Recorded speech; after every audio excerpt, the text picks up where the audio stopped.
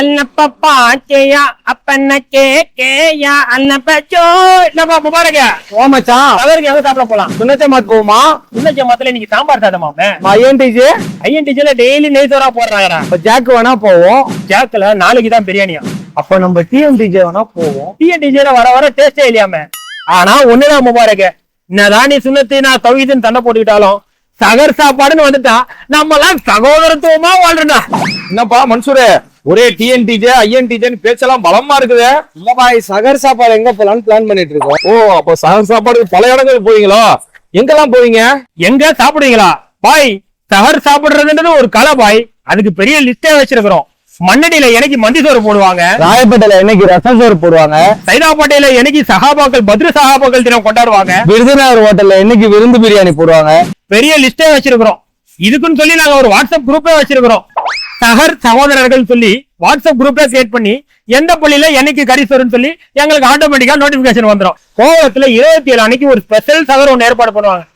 அன்னைக்கு இங்க இருந்து ஈசிஆர்ல வீலியிலே போவோம். போய் சகர் சாப்பாடு முடிச்சுட்டு அங்க இருந்து வெளியில வீட்டுக்கு வந்து மஜா தான் அன்னைக்கு. சரிப்பா சகர் சாப்பாடுல உலக சுற்று வாலிபர்களா சுத்துறீங்களா? அப்ப ஃபஜர் எங்க தொழுவீங்க?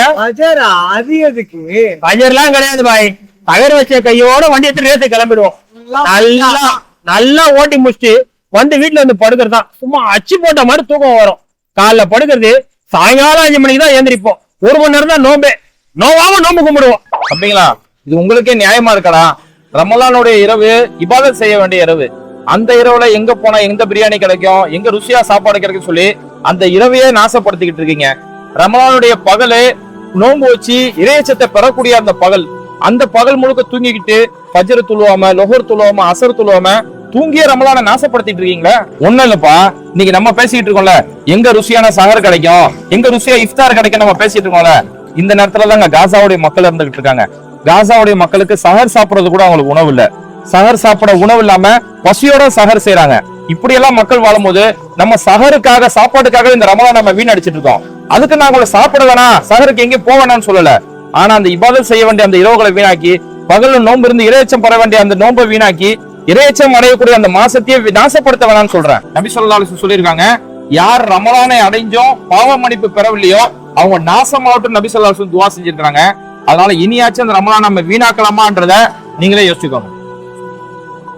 மாப்பிள நம்ம மசூதியில் இன்னைக்கு மட்டன் பிரியாணி டப்புன்னு கிளம்பி வா. இல்ல மச்சான், நாங்க வரல. ஏன் என்னாச்சு? இனிமே நாங்க வீட்லயே தகவல் செஞ்சு 5 வேளை தொழுதுட்டு காஜா மக்களுக்காக துவா செய்ய போறோம்டா.